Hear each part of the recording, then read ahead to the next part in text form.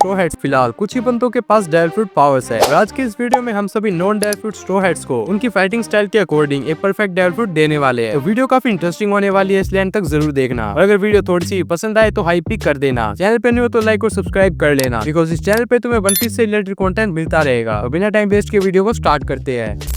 So guys चलो start करते हैं स्ट्रॉ हेड्स के सबसे लास्ट मेंबर जिनबे से। अब देखो बाकी स्ट्रॉ हेड के लिए ड्राई फ्रूट चूज करना थोड़ा इजी हो जाता है, लेकिन जिनबे के केस में एक बड़ी प्रॉब्लम है। जिनबे एक फिशमैन है और अगर एक फिशमैन ने ड्राई फ्रूट खा लिया तो उसके पास एक काफी बड़ी वीकनेस आ जाती है, अपनी स्विमिंग एबिलिटी लूज करने की। और स्विमिंग तो एक फिशमैन की पहचान होती है। हमने अभी तक दो फिशमैन्स को देखा है इन्होंने एक ड्राई फ्रूट खाया है। पहला तो है वेंडरडेकन और दूसरा है जैक। और अगर बाय चांस वो सी में गिर जाते हैं तो वो बस वहीं पर पड़े रह जाएंगे। तो अगर हम उसको कोई ड्राई फ्रूट देने ही वाले हैं तो वो फ्रूट इतना तो पावरफुल होना चाहिए जो उस कमी को पूरा कर दे। यहाँ पर मुझे ओडा का एक हिंट याद आता है, क्योंकि एगेट में वेगापंक ने जिनबे का क्लोन बनाया था सेराफिम जिनबे, और उस क्लोन को दी गई थी सेनोर पिंक की स्विम एबिलिटी। तो मुझे लगता है कि ये फ्रूट उसके लिए काफी सूटेबल है बिकॉज इस फ्रूट का यूजर ग्राउंड या बॉल्स के अंदर स्विम कर सकता है जैसे वो पानी में हो। अब एक नॉर्मल ह्यूमन के लिए सिर्फ एक कूल एबिलिटी है, लेकिन जिनबे के लिए काफी बड़ी एडवांटेज हो सकती है। फिशमैन कराटे का सबसे बड़ा सीक्रेट है कि वो वाटर को मैनिपुलेट कर सकता है। मतलब जिनबे के पंचेस और किक्स नॉर्मल कॉन्टेक्ट से ज्यादा पावरफुल होते हैं, क्योंकि वो आसपास के मॉइस्चर यानी पानी को भी यूज करता है। और अगर उसके पास स्विम फ्रूट हो तो लिटरली जमीन के अंदर डाइव करके अपने ओपोनेंट्स को नीचे से खींच सकता है जैसे वो पानी में कर रहा हो। ग्राउंड के अंदर स्विम करके अटैक करना एनिमीज के लिए काफी अनएक्सपेक्टेड होगा। सामने वाला सोच भी नहीं पाएगा कि तुम कहां से निकलोगे। और सिर्फ अटैक ही नहीं तो डिफेंस में भी ये कितना इंसेन होगा। अगर कोई बड़ा अटैक आ रहा है जिनपे इजिली ग्राउंड के अंदर जाके उसे डॉज कर सकता है। बेसिकली उसके लिए अब ग्राउंड एक ओशन बन चुका है। जिनपे ऑलरेडी काफी स्ट्रॉन्ग बंदा है। फ्री टाइम स्किप से पहले वो एक वॉरलॉर्ड था। और होल केक आइलैंड में तुम्हें याद होगा जब जिनपे ने अपने फिशमैन कराटे का यूज करके बिग मॉम जैसे एम्परर को 1000 सनी से बाहर फेंक दिया था। ये ड्राई फ्रूट उसे एक डिसएडवांटेज तो देगा और साथ ही एक एडवांटेज भी। अब तुम लोग सोचोगे कि उसे कोई मिथिकल जोन ड्राई फ्रूट देना भी ठीक होगा, क्योंकि वो उसकी पावर को और भी ज्यादा इंक्रीज कर देगा। तो हाँ, वो फ्रूट उसे नो डाउट स्ट्रॉन्ग तो बना देगा, बट वो उसके नॉर्मल नेचर के बिल्कुल अपोजिट होगा। जिनपे का सी फाइटिंग में काफी कंट्रोल है, और अगर उसको कोई ऐसा फ्रूट दो जो उसके ओशन से परमानेंटली दूर कर ले तो वो उस पे फिट नहीं बैठेगा। लेकिन ये ड्राई फ्रूट एक एक्सेप्शन है, क्योंकि ये उसको फिशमैन कराटे का एक लैंड वर्जन देता है। सो गाइस अब हम बात करते हैं हमारे स्ट्रॉ हेड्स के साइबोर्ग फ्रैंकी की। अब फ्रैंकी के केस में थोड़ा यूनिक है, क्योंकि बाकी स्ट्रॉ हेड्स की पावर मेनली नेचुरल है, जैसे जोरो स्पोर्ट्समैन है, सांजी मार्शल आर्टिस्ट है, लेकिन फ्रैंकी ऑलरेडी एक हाफ ह्यूमन और हाफ मशीन है। मतलब उसने अपने आप को अपने इन्वेंशन से इतना मॉडिफाई कर लिया है कि वो ऑलरेडी एक वेपन बन गया है। लेकिन फ्रैंकी के पास कोई ड्राई फ्रूट नहीं है। अगर हमें उसे एक ड्राई फ्रूट देना है, वो फ्रूट ऐसा होना चाहिए जो उसके साइबोर्ग नेचर और उसके इन्वेंटर दिमाग को और भी ज्यादा एनहेंस करे। तो सबसे पहला ड्राई फ्रूट जो फ्रैंकी के लिए बेस्ट हो सकता है वो है किड का जिकी नोमी। इस फ्रूट से यूजर मैग्नेटिक फील्ड्स को कंट्रोल कर सकता है। ये फ्रूट फ्रैंकी के लिए काफी यूजफुल हो सकता है। उसके पास ऑलरेडी टन्स ऑफ वेपन्स और मेटल पार्ट्स है, साथ ही उसकी जनरल फ्रैंकी फॉर्म। बट अगर उसके पास जिकी फ्रूट आ जाए तो उसको अपने प्री बिल्ड मशीन्स पे डिपेंड रहने की जरूरत नहीं होगी। वो अपने आसपास के मेटल को यूज करके इससे भी बड़े वेपन्स बना लेगा और उन्हें इंस्टेंटली मॉडिफाई भी कर पाएगा। और फ्रैंकी किड से ज्यादा जीनियस है, मतलब वो उस फ्रूट का 100x ज्यादा पोटेंशियल अनलॉक कर पाएगा। अवेकनिंग के बाद तो ये फ्रूट और भी ज्यादा डेंजरस हो जाएगा। मैग्नेटिक फोर्स डायरेक्टली एनिमीज के बॉडी पे यूज करके उन्हें पिन डाउन कर देगा। सेकंड ऑप्शन है बेबी 5 का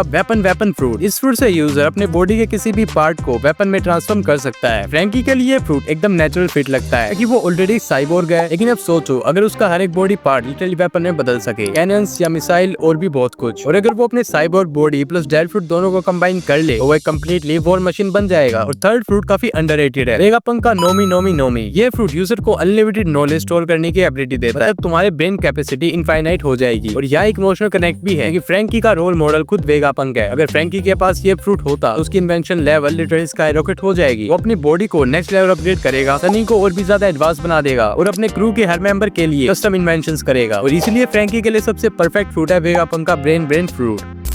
तो अब हम बात करते हैं कैट बर्गर नामी की। नामी के लिए ड्राई फ्रूट चूज करना एक अलग ही चैलेंज है, क्योंकि उसका फाइटिंग स्टाइल बाकी स्ट्रॉ हेड जैसा सिंपल नहीं है। जोरो स्वॉर्ड यूज करता है, सांजी किक्स और लूफी पंचेस। बट नामी का असली वेपन है क्लाइमा तक और उसका दिमाग। उसकी बिगेस्ट स्ट्रेंथ है वेदर कंट्रोल और नेविगेशन। इसलिए अगर नामी को एक ड्राई फ्रूट देना है तो वो ऐसा होना चाहिए जो डायरेक्टली उसके स्टाइल को नेक्स्ट लेवल तक ले जाए। अब चलो देखते हैं ऑप्शन। सबसे पहला और ऑब्वियस चॉइस है एनवे का थंडर फ्रूट। सच बताओ ये फ्रूट बिल्कुल नामी के लिए बना है, क्योंकि वो ऑलरेडी ज़्यूस के साथ लाइटनिंग अटैक यूज करती है। और अगर उसके पास गोरो नोमी आ जाए तो इमेजिन करो वो लिटरली एक स्टॉर्म गॉडेस बन जाएगी। लाइटिंग को फ्रीली कंट्रोल करना, बैटलफील्ड को एक जायंट थंडरस्टॉर्म बनाना, या फिर उसकी लाइटनिंग स्पीड। बेसिकली एनएल ने जो किया उसका 100x वर्जन नामी कर पाएगी, क्योंकि उसके पास एक्चुअल वेदर साइंस के नॉलेज है। दूसरा एक थोड़ा यूनिक ऑप्शन है, मान लो अगर एक रेन फ्रूट एग्जिस्ट करता है तो नामी उसके साथ भी ब्रोकन होगी और उसकी नेविगेटर वाली आइडेंटिटी और भी ज्यादा हाईलाइट होगी। प्रॉब्लम बस ये है कि ये फ्रूट कैनन नहीं है, ना ही अभी तक हमें सीरीज में इंट्रोड्यूस हुआ है। अब मैं तुम्हें एक अनएक्सपेक्टेड ऑप्शन भी बताता हूँ, मैरो नोमी। सोचो अगर नामी के पास ये ड्राई फ्रूट आ जाए, इससे वो अपने एनिमीज को स्टोन में कन्वर्ट कर सकती है और उसके बाद क्लाइमर तक और मिराजिस से वो उन्हें इजीली फिनिश कर देगी। ये एक थोड़ा हैक्स और सपोर्ट बेस्ड ऑप्शन है, लेकिन ऑनेस्टली नामी का फाइटिंग स्टाइल से उतना मैच नहीं करता। तो हमारा फाइनल चॉइस होगा गोरो गोरो नोमी यानी एनएल का डेल फ्रूट, क्योंकि नामी के पास ऑलरेडी क्लाइमर तक और नेविगेशन का दिमाग है। अगर उसको इलेक्ट्रिसिटी का फुल पोटेंशियल मिलता वो नो डाउट एक काफी स्ट्रॉन्ग कैरेक्टर बन जाएगी जो अपने एनिमीज को एक ही थंडरबोल्ट में उड़ा देगी। सो गाइस बात करते हैं हमारे स्नाइपर किंग उसुप की। उसुप का स्ट्रेंथ हमेशा से उसके लॉन्ग रेंज अटैक्स पर बेस्ड है। वो डायरेक्ट फाइटिंग में इतना स्ट्रॉन्ग नहीं है, क्लोज कॉम्बैट में काफी वीक है। इसलिए अगर उसुप को एक डेल फ्रूट दिया जाए तो वो ऐसा होना चाहिए जो उसकी स्नाइपिंग एबिलिटी और डिफेंस को पावर दे सके और साथ ही उसे बैटल फील्ड में और भी ज्यादा डेंजरस बना दे। तो उसके लिए बेस्ट डेल फ्रूट होगा वापू वापू नोमी। ये फ्रूट तुम्हें टेलीपोर्टेशन एबिलिटी देता है, जिससे तुम अपने आप को या फिर अपने एलाइज को कहीं भी ट्रांसपोर्ट कर सकते हो, चाहे एनिमीज के अटैक्स के बीच में क्यों ना हो। ये फ्रूट उसुप के लिए परफेक्ट इसलिए है क्योंकि उसका फाइटिंग स्टाइल हमेशा डिस्टेंस और स्ट्रेटेजी पे डिपेंडेंट है। टेलीपोर्टेशन से वो एनिमीज के अटैक्स को अवॉइड कर सकता है और अपने स्नाइपर रोल के लिए परफेक्ट पोजीशन भी ले सकता है। सेकंड डेल फ्रूट हो सकता है मोरी मोरी नोमी। इस फ्रूट से तुम्हें फॉरेस्ट क्रिएट करने की एबिलिटी मिलती है और जैसा उसका स्लिंग शॉट भी है और जैसे वो अटैक्स यूज करता है, ये डेल फ्रूट उसके लिए काफी यूजफुल हो सकता है, जिससे उसे बैटल फील्ड में ऑब्स्टैकल्स क्रिएट कर सकता है, कवर ले सकता है और अपनी स्नाइपिंग के लिए परफेक्ट पोजीशन बना सकता है। ये फ्रूट उसकी क्रिएटिविटी को एम्पलीफाई करता है। तीसरा डेल फ्रूट है पोके पोके नोमी। ये फ्रूट तुम्हारी बॉडी पे पॉकेट्स बनाता है, इससे तुम कुछ भी स्टोर कर सकते हो। तो वो अपनी बॉडी पे पॉकेट्स बना सकता है जिसमें वेपन्स, बॉम्ब्स या फिर एमो स्टोर हो। तो ये डेल फ्रूट यूजफुल तो है बट उसकी स्किल्स और फाइट में ज्यादा यूजफुल नहीं होगा क्योंकि उसको ऑलरेडी एक आर्सेनल कैरी करता है। ये फ्रूट सिर्फ कन्वीनियंस ऐड करेगा। तो इन तीनों ऑप्शंस में से बेस्ट फ्रूट है वापू वापू नोमी। ये फ्रूट उसके स्टाइल से काफी मैच करता है। उसकी स्नैपिंग स्किल्स, क्लेवर स्ट्रेटजीज और डिफेंसिंग स्टाइल, टेलीपोर्टेशंस उसको एनिमीज के अटैक से बचाएंगे। मोरी मोरी नोमी पावरफुल है लेकिन ओवर कॉम्प्लीमेंट कर सकता है।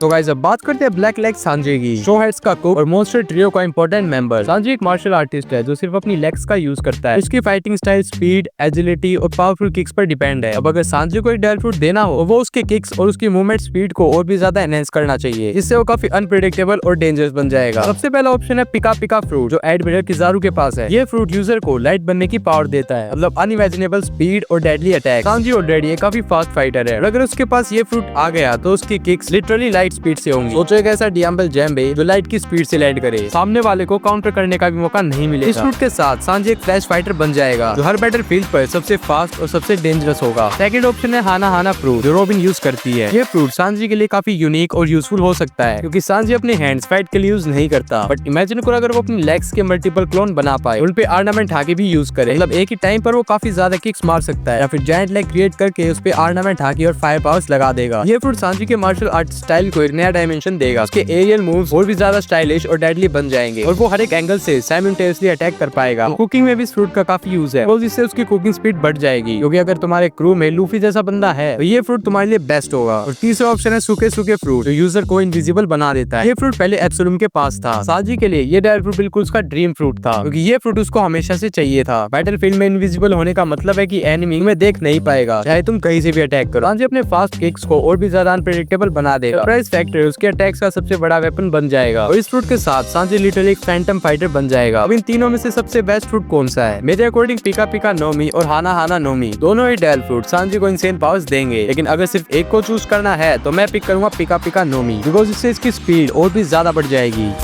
तो अब फाइनली बात करते हैं रोरोना जोरो की। जोरो के लिए डेल फ्रूट चूज करना थोड़ा डिफिकल्ट है क्योंकि बंदा ऑलरेडी बिना किसी फ्रूट के एक मॉन्स्टर है, लेकिन अगर सोचा जाए इसके लिए कौन सा डेल फ्रूट बेस्ट होगा तो वो ऐसा होना चाहिए जो उसकी सोर्समैनशिप को एक अलग लेवल पर ले जाए। तो पहला ऑप्शन होगा बगी का बेरा बेरा नोमी। इस फ्रूट की पावर ये है कि यूजर अपनी बॉडी पार्ट्स को अलग अलग कर सकता है, उन्हें कंट्रोल भी कर सकता है। इस फ्रूट का यूजर कट नहीं हो सकता, मतलब कोई भी उसे स्वॉर्ड या फिर ब्लेड से नुकसान नहीं पहुंचा सकता, चाहे वो ब्लैक ब्लेड ही क्यों ना हो। अब सोचो जोरो के लिए इतनी बड़ी एडवांटेज हो क्योंकि जोरो खुद एक स्वॉर्ड्समैन है, सबको कट कर सकता है, लेकिन उसको कोई भी कट नहीं कर पाएगा। साथ ही वो इससे एक साथ डिफरेंट एंगल से अटैक्स कर सकता है। इमेजिन करो अगर जोरो 3 स्वॉर्ड स्टाइल का यूज करके 3 डिफरेंट एंगल से फाइट करे। सेकंड ऑप्शन है सुपा सुपा नोमी मिस्टर बन का डेल फ्रूट। इस फ्रूट की एबिलिटी ये है कि यूजर अपने पूरे के पूरे बॉडी को स्टील के ब्लेड्स में बदल सकता है, मतलब हर बॉडी के पार्ट एक स्वॉर्ड बन जाएगा। और अगर ये फ्रूट जोरो के पास हो सोचो क्या सीन होगा। जोरो के हाथ ही नहीं बल्कि उसके शोल्डर्स, लेग और पूरी बॉडी एक तलवार बन जाएगी। और जोरो का सपना क्या है? दुनिया का सबसे बड़ा स्वॉर्ड्समैन बनने का। अगर उसकी पूरी बॉडी एक चलती फिरती स्वॉर्ड बन जाए वो लिटरली अपने ड्रीम का एम्बॉडीमेंट बन जाएगा। और जोरो की ऑलरेडी इंसेंस स्वॉर्ड टेक्निक जैसे पुरगेटरी, ओनिगिरी और 3000 वर्ल्ड, पर जोरो की स्पोर्ट्स ऑलरेडी काफी पावरफुल है, जैसे वाडो इचिमानजी, एनमा, और तीसरा ऑप्शन थोड़ा मजेदार है,